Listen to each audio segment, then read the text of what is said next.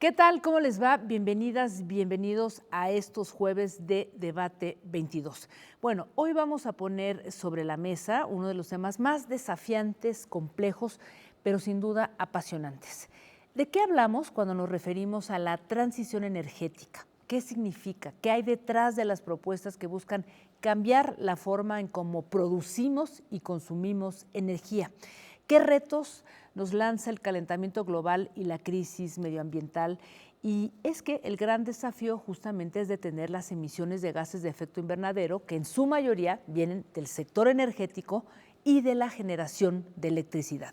Así es que hoy vamos a tratar de desmenuzar este tema de la mano de la destacada investigadora Aleida Azamar, quien es doctora en Economía Internacional por la Universidad Complutense de Madrid y actualmente profesora investigadora de la Universidad Autónoma Metropolitana. Bienvenida, querida Aleida. Muchísimas gracias, Jacaranda. Un gusto estar por acá contigo. Igualmente, un gusto tenerte nuevamente por acá.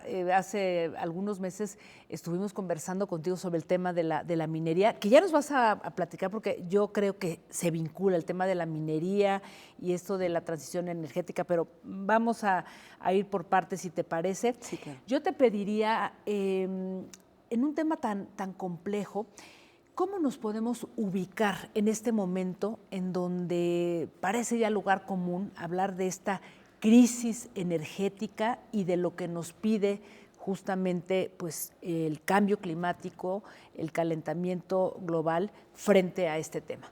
Muchas gracias, Jacaranda. Yo creo que algo muy importante es que entendamos que nosotros usamos energía todo el tiempo.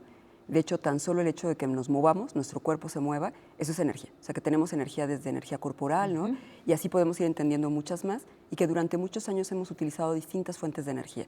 El carbón, el petróleo, la madera, bueno, después del petróleo, pero convertido en el fracking, ¿no? Una técnica nueva, y que ahora estamos hablando supuestamente de esta transición porque son nuevas estrategias que tienen que ver con las eólicas, la geotérmica, la hidráulica, ¿no? La solar. Entonces, estamos ampliando el abanico de energía, pero nosotros todo el tiempo la utilizamos desde que existen los seres humanos en este mundo. Entonces, algo muy importante es como tener claro que necesitamos la energía, pero habría que revisar para qué la estamos usando y cómo la estamos usando. Entonces, creo que ahí empieza como ese debate, ¿no? Por eso el pensar en este libro. Y una de las cosas que a mí me parecía importante discutir era no solo hablar de esta transición energética, sino de hablar que la energía tiene muchos colores. Y tiene muchos colores porque si contamina, pues evidentemente es negra o gris. Pero muchas veces nos la quieren vender como una energía verde, que nos está sirviendo de alguna forma sustentable. Nos dicen, las eólicas y la solar son sustentables. Habría que matizar y revisar exactamente qué elementos se necesitan para poder tener energía eólica y nos daremos cuenta que no es tan sustentable. Y bueno, por otro lado, nada más destaco un punto más, también a mí me parecía que era una energía a veces roja, porque implica a veces la vida de las personas y la sangre, ¿no?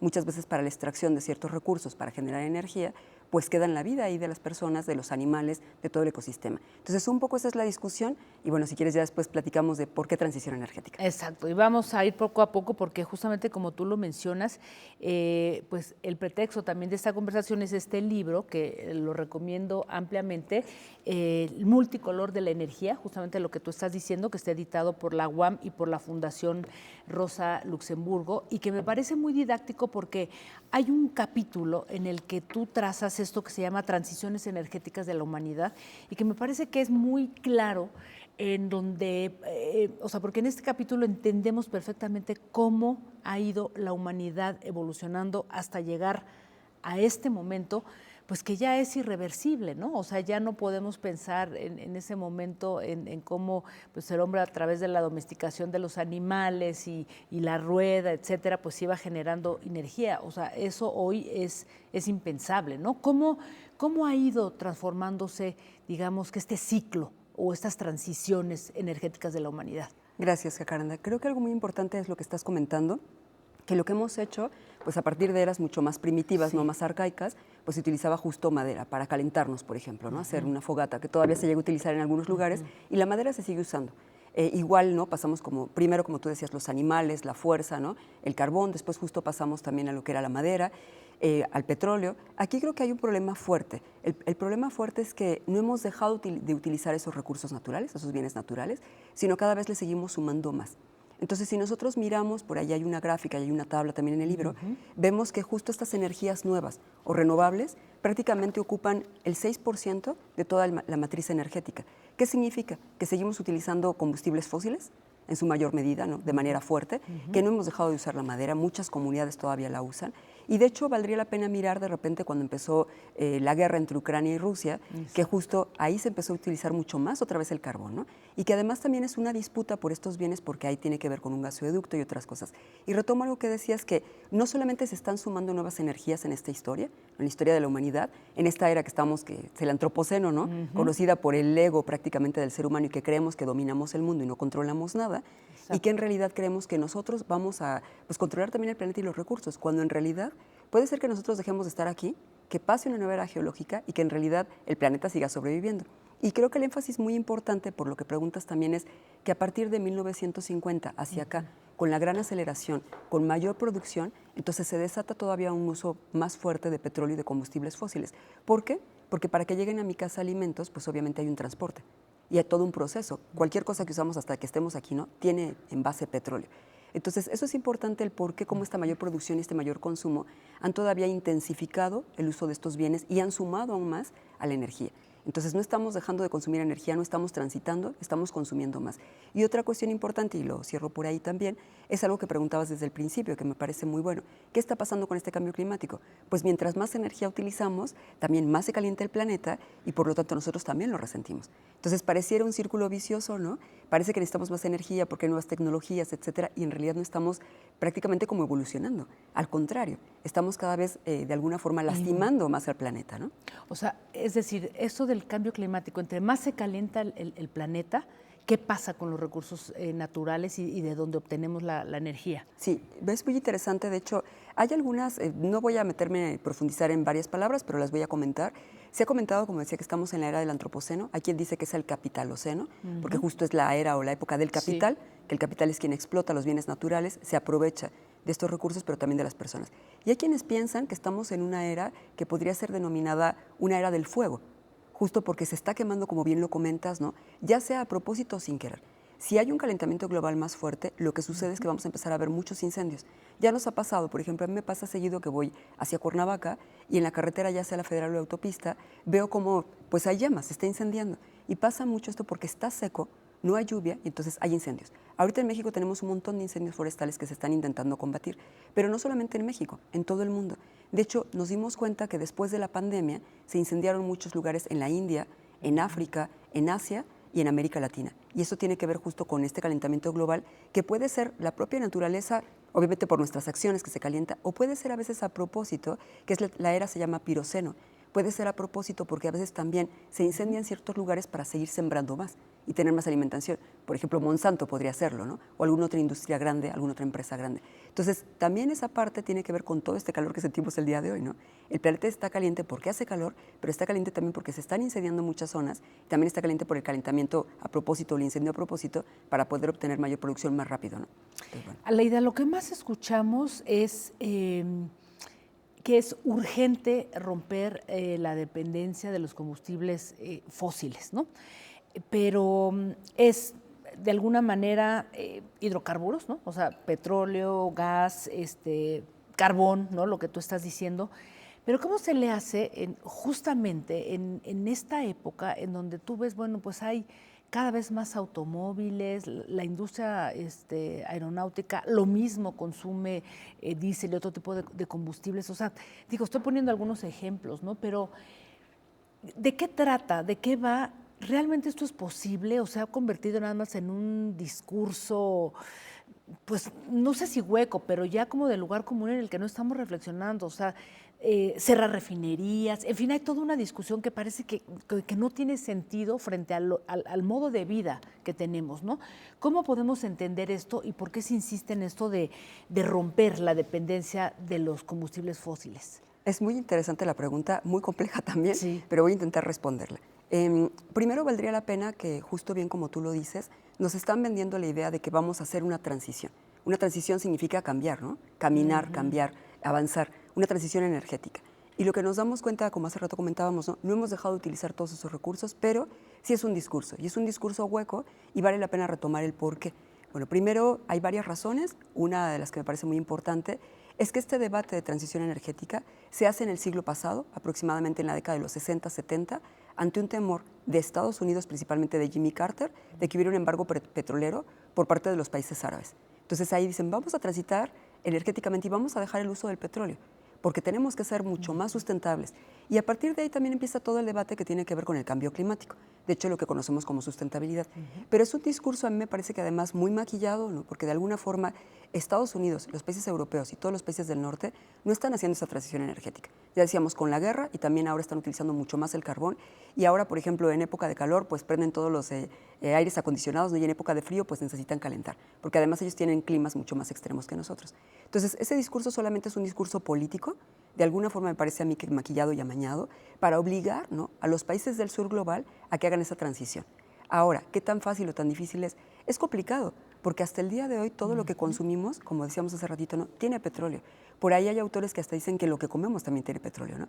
Y que nuestros cuerpos cada vez tienen menos fotosíntesis y que están hechos en parte, ¿no?, de todo lo que estamos comiendo, que de alguna forma viene de ese proceso. Entonces, hay alternativas, sí, si quieres en un rato las comentamos, son complicadas porque no muchas son a nivel macro y justo además nuestros gobiernos siguen pensando que la forma de hacer la transición, un ejemplo, ¿no?, México y otros lugares es, bueno, cambiemos el transporte. ¿Y cómo cambiamos el transporte? Bueno, pues justo necesitamos minerales, el litio. Necesitamos el litio para tener automóviles eléctricos. Pero resulta que para extraer el litio necesitamos un montón de toneladas de agua, también se contamina, se queda en los mantos acuíferos, no solo se contamina el agua, se contamina las poblaciones, se les desplaza. Entonces creo que muchas veces en este discurso político de transición energética se deja de lado todos los impactos sociales, ambientales, culturales, ¿no?, y realmente lo que está pasando con la sociedad. Entonces no es realmente verde, no es realmente una transición energética y no es realmente sustentable. ¿Qué es entonces? ¿Qué es? Tiene que ver con todo este discurso político, ¿no? Al final, la preocupación de nuestro sistema económico, del capitalismo, que es salvaje, que es rapaz, ¿no?, la preocupación es seguir produciendo. Y por lo tanto, yo lo que hago es que te digo que es verde, ¿no?, para que tú lo veas de una forma mucho más positiva. Pero es seguir alimentando el sistema económico. Esto lo que nos está reflejando es, vamos a seguir extrayendo más recursos, vamos a seguir extrayendo más energía y se sigue alimentando este capitalismo. Y solamente, pues es una, digamos, eso maquillado o una ventanita como parecer que tenemos una salida. Pero no es una salida real. Vaya, pues nos pones un panorama bastante complicado. Déjame hacer una breve pausa porque la pregunta obligada es ¿qué pasa con la energía eólica y todas estas alternativas? ¿Sirven, no sirven o hacia dónde vamos? ¿Te parece? Claro Vamos que sí. a Gracias. hacer una muy breve pausa. Estamos conversando con Aleida Azamar justamente de qué significa esto de la transición energética. Volvemos.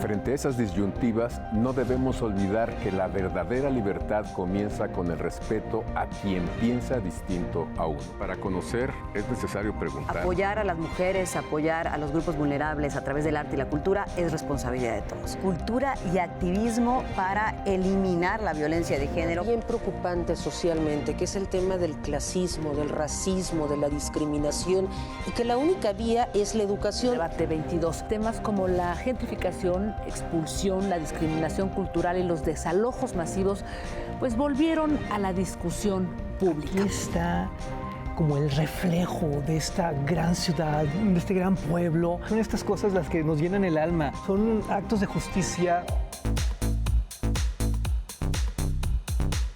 Por si las moscas, vamos a hablar del Festival Internacional por la Diversidad Sexual, que este año cumple su edición número 36, 15 años del Museo Universitario de Arte Contemporáneo, y me acompaña para eso su directora Amanda de la Garza. Vamos a hablar del más reciente libro del escritor Juan Villoro, me refiero a La figura del mundo.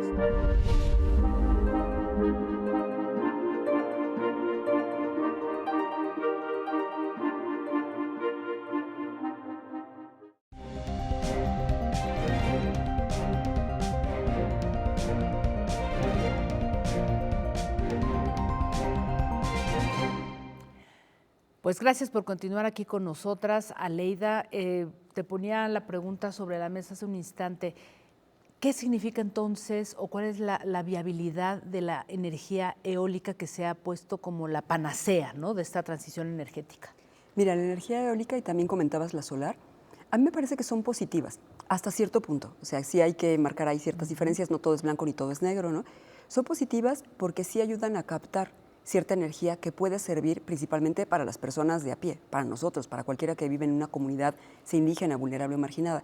El problema es que justo para tener un panel de energía solar, seguramente los han visto, ¿no? Que en las carreteras o sobre todo en zonas de playa, porque ayudan a captar ese aire, estos ventiladores que les llaman así en los pueblos, ¿no? En muchos lugares, el problema es que para poder construir esa torre se necesitan un montón de minerales.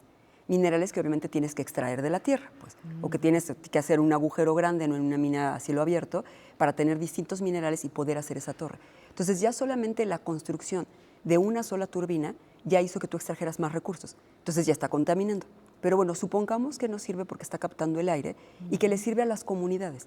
Eso sería muy bueno. El problema es que nosotros podemos voltear y mirar el istmo de Tehuantepec y esas eólicas que existen ahí no están captando el aire para la población que vive en ese lugar. Muchas veces son poblaciones que ni siquiera tienen luz, ni servicios básicos, ni agua, ni nada, porque funciona todo con electricidad, ¿no? Sino esa captura de ese aire y de esa electricidad principalmente es para Gamesa, para Bimbo, para Iberdrola, porque trasladan la energía a otros lugares. Lo mismo nos pasa con el gas, que no es ni natural ni nada porque sigue contaminando y además hay tuberías enormes que van a otros lugares, a otros países o a otras empresas.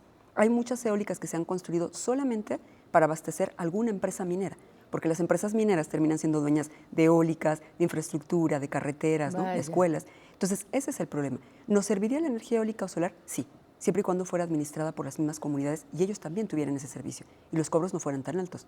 Ese podría ser un proceso y hay ejemplos. En la Sierra Norte de Puebla, por ejemplo, está la Tosepan. Ellos hacen su propia captura de energía, tienen también su propio rendimiento de agua, ¿no? Y bueno, ellos han echado a andar distintas formas, igual que la unidad de Acapatzingo, que está aquí rumbo a Tláhuac, Iztapalapa, que son los Francisco Villa. No solamente tienen energía luz, digamos, sino tienen energía para muchas cosas, para su propia planta de agua, tienen su radio comunitaria. Entonces, si la energía se le dejara a los pueblos, por ahí hay un documental muy interesante que se llama La energía de los pueblos, si se le dejara a los pueblos sería distinto. Pero resulta que entran las empresas, lo acaparan, se surten y además terminan cobrándole a la población y no le dejan nada de energía. Entonces, ¿sí funcionan? Sí. ¿Tienen un aspecto contaminante? También. Pero pueden ser positivas, sí, más allá de todos los combustibles fósiles serían más positivas. Vaya, pues pones ahí el dedo en la llaga porque en realidad lo que tú estás planteando es la soberanía de los recursos naturales, ¿no? Y a partir de ahí, cómo se genera esta energía, porque digamos que en el mismo discurso político toda esta idea de la disputa, ¿no? De vamos a cerrar refinerías, no, vamos a construir más digamos que fuentes de energía eólica. En realidad no se está viendo el centro de la discusión que de alguna manera, a ver, tú me dirás si me equivoco, toca a la ley minera o no. O sea, porque ahí estamos hablando de cómo se están beneficiando unas cuantas las mineras con ese tipo de energía, ¿no? Mientras que las comunidades no están protegidas, ¿no? O sea, sí tiene que ver con la ley minera. Sí, yo creo que algo muy interesante que lo pones ahora sobre la mesa es que finalmente tiene conexión, o tiene conexión todos los bienes naturales, tiene conexión además con lo social, con lo cultural, con lo económico, con lo político. Entonces, empiezo un poco con lo político y luego bajo un poco a los ejemplos de lo que está pasando en México con la ley minera. Valdría mucho la pena que cuando pensamos en este cambio climático, en esta crisis ecológica y en esta transición energética, que hubiera acuerdos a nivel global. Porque justo como no existen acuerdos a nivel global, o existen pero no se llevan a cabo, los países piensan que tienen derecho a seguir contaminando más cuando supuestamente han contaminado menos, ¿no? China contra Estados Unidos, o Rusia igual, o México que contamina menos que Estados Unidos o que China. Dice, bueno, pues tengo derecho a... Entonces, hay un problema en el discurso político, como lo decíamos hace rato, hay un problema en lo que se entiende por un crecimiento y un desarrollo, y por eso lo que comentabas, bueno, abrimos refinerías porque creemos que vamos a tener mayor crecimiento económico, más empleos, vamos a poder ser dependientes, ¿no? De nuestro propio petróleo y además venderlo. Ahí el problema es que seguimos con los combustibles fósiles. Entonces, tiene que cambiar no solo el discurso, sino la forma de cómo se observa a nivel nacional y global. Ahora, ¿toca los demás recursos? Sí toca los demás recursos, porque para que podamos producir prácticamente todo es petróleo, pero también son minerales. Entonces, muchas de las cosas, nuestros celulares, tabletas, muchas de las cosas que usamos, entrar a un servicio de resonancia magnética, tienen minerales. Y muchas veces no lo sabemos o no lo pensamos. Ahora, ¿por qué tocaría la ley minera?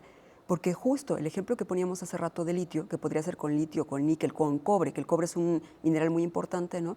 En nuestro país, las concesiones, aunque ya se modificó la ley minera el año pasado, las concesiones siguen siendo ahora por 80 años.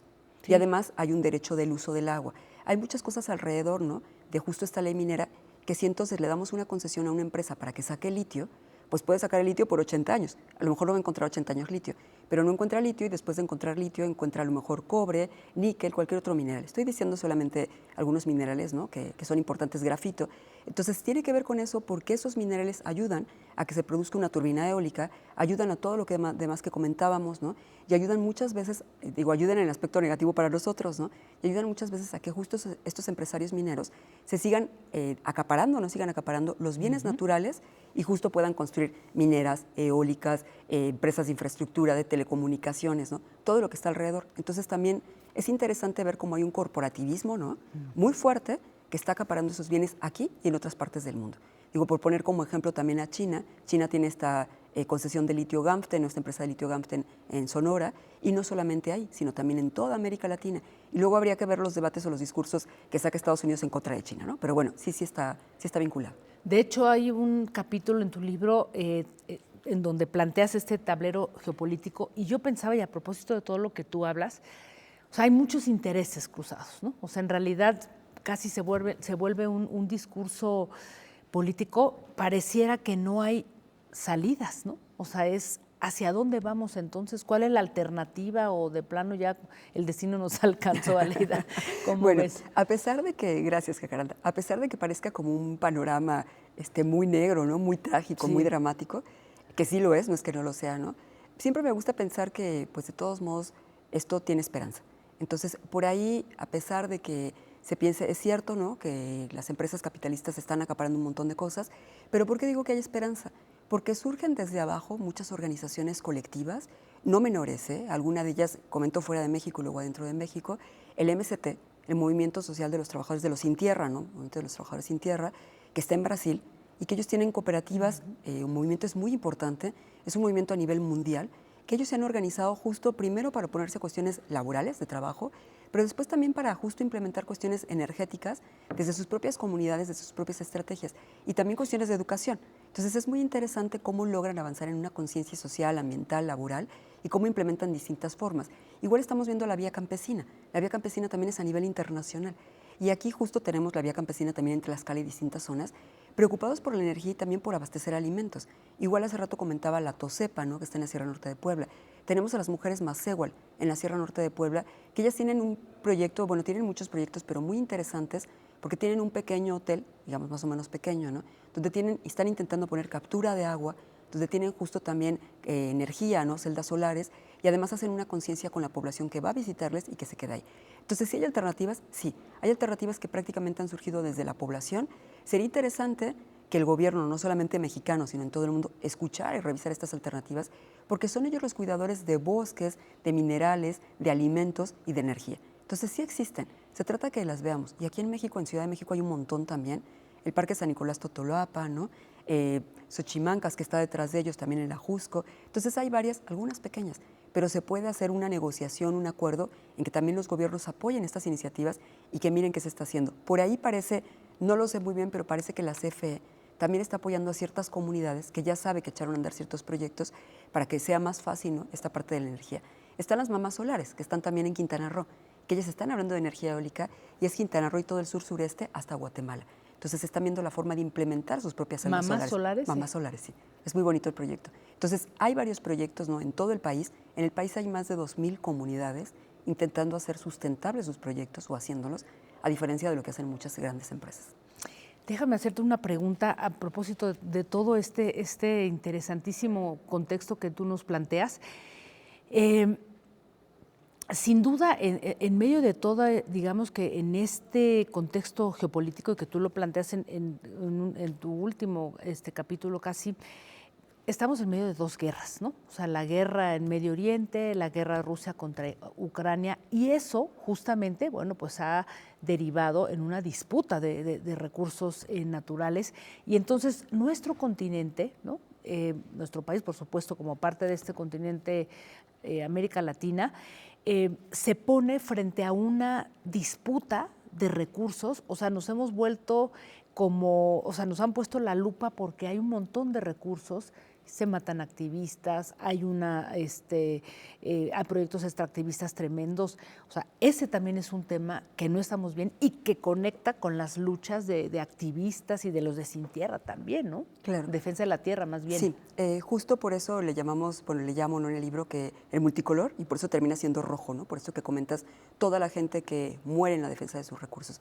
Dos cosas, las dos me parecen sumamente interesantes que rescatas, ¿no? Una, primero, ¿qué está pasando con esta lucha o esta disputa de los recursos naturales a nivel internacional? Efectivamente, en Israel sería importante saber que lo que Israel está haciendo en la Franja de Gaza, Gaza es un territorio lleno de gas. Entonces, sí hay una pelea ahí detrás, ¿no?, que tiene que ver con recursos naturales. Y en el caso de Rusia, Ucrania, pues bueno, estamos hablando de energía nuclear y también de gas. Gas que en su momento se dejó de abastecer, por ejemplo, a Europa, y que entonces Estados Unidos aprovechó y entró a abastecer justo esa energía, esa electricidad, cuando hizo mucho frío, y lo vendió mucho más caro. Entonces, creo que es importante poner, como dices tú, en este tablero geopolítico, que hay varias cosas. La economía nunca está detrás, la economía siempre está delante y la política también, ¿no? Y bueno, repetidamente soy economista, pero también, afortunadamente, porque lo puedo entender. Pero veo que está ahí, porque entonces, si justo quitas a alguien de ese tablero, entonces tú entras a abastecerlos, tú entras a comerciarlo. Igual China está con toda la ruta de la seda, ¿no?, con gas y otras cosas. Y también lo que vimos en la guerra, es que son un montón de puntos, pero bueno, lo que vimos en la guerra que vale la pena destacar entre Ucrania y Rusia, es que muchos de los alimentos, por ejemplo, soya, todo lo que producimos también nosotros, avena y otras cosas, ¿no?, venía de allá, y por lo tanto los precios de los alimentos subieron. Entonces, bueno, primero tener como claro este tablero geopolítico. Segundo, algo que decías, ¿y qué pasa con nuestros países? ¿Qué pasa con México y América Latina? Algunos datos rápidos que ya decíamos el otro día en la presentación del libro. El primero, que vale la pena ver qué papel está jugando Estados Unidos. Estados Unidos creo que todos lo tenemos más o menos claro, pero bueno, el año pasado, Laura Richardson, que está al frente del Comando Sur, que es muy famoso por intervenir militarmente matando gente en toda América Latina, dijo hay que cuidar nuestros recursos naturales, América para los americanos, y no hay que dejar entrar a China. Entonces, es una forma de también vender este discurso. Y pues, por supuesto que México y toda América Latina somos la alacena de los bienes naturales de los países del norte.